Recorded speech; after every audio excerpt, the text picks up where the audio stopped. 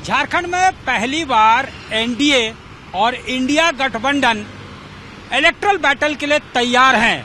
यहाँ पे डुमरी विधानसभा क्षेत्र में जो खाली हुआ है सीट, उस पर बाईपोल्स होने हैं 5 सितंबर को। इसके लिए चुनाव प्रचार जो था वो खत्म हो गया है 3 सितंबर को, रविवार को। यानी कैंपेनिंग का जो पर्दा था वो गिर चुका है। सभी दलों ने जमकर पसीने बहाए हैं, चाहे वो एनडीए हो या फिर इंडिया के तरफ से कैंपेनिंग का जो मुहिम था, कैंपेन ट्रेल था, उसका नेतृत्व खुद मुख्यमंत्री हेमंत सोरेन ने अपने हाथों में ले रखा था। 5 बार वो वहां गए, एक रोड शो भी किया, जमकर आरोप प्रत्यारोप का दौर भी चला।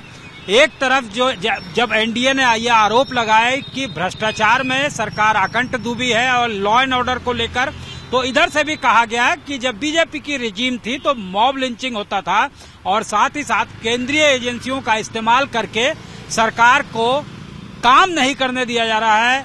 जनहित के जो स्कीम है, जनहित की जो योजनाएं हैं, उसको जो है जमीनी हकीकत में उतारने में बीजेपी बाधा डाल रही है।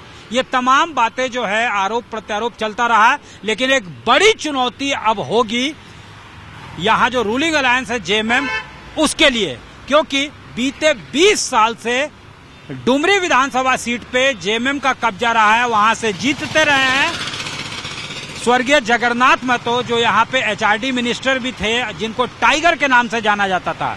तो उस सीट पे उनका जो है उसको कहा जाता था कि जेएमएम का किला है।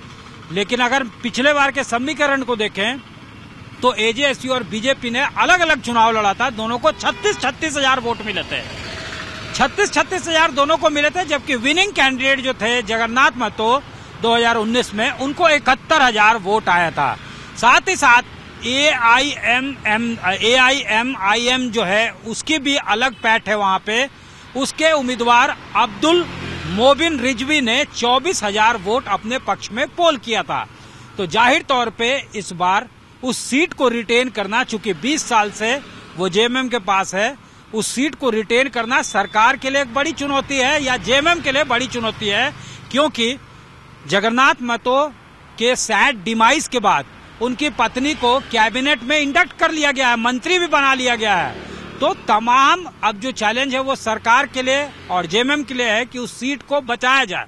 और चुनौती इसलिए भी है कि इस बार बीजेपी और आजसू ये चुनाव मिलकर लड़ रही है। 3 लाख वोटर जो हैं वो डिसाइड करेंगे कौन जीतेगा कौन हारेगा, किस उसके भाग्य का फैसला वो सुनाएंगे 5 सितंबर को, जब उनके भाग्य जो है सील हो जाएंगे ईवीएम में।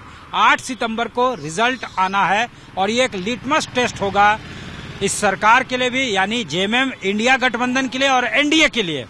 अगर इंडिया गठबंधन को जो है सफलता मिलती है तो वो एक रिफ्लेक्शन जो है उसके पॉलिटिकल मायने होंगे कि 2024 में किस तरह का रिफ्लेक्शन कम से कम झारखंड के कुछ पॉकेट्स में देखने को मिल सकता है।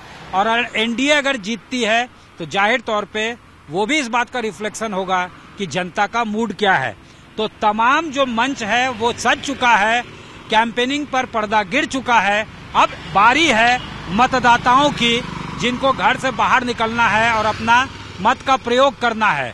तो 3 जो इस बार है उम्मीदवार हैं वो मेन हैं, जो कि समीकरण को बना और बिगाड़ सकते हैं, जिसमें कि AIMIM के उम्मीदवार भी शामिल हैं, जिनको पिछले बार 24 हजार से ज्यादा वोट मिला था। तो अब जो है बारी जनता की है। जो डेमोक्रेसी के असली मायने हैं वो अब दिखेंगे। Government for the people, of the people, by the people.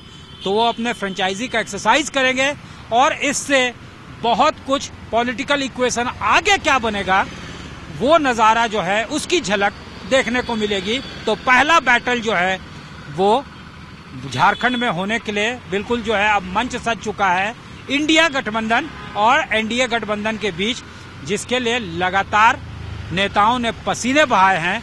अब उसका परिणाम क्या होता है इस पर सबकी निगाहें होंगी। कैमरामैन राकेश तिवारी के साथ सत्यजीत कुमार, रांची आज तक।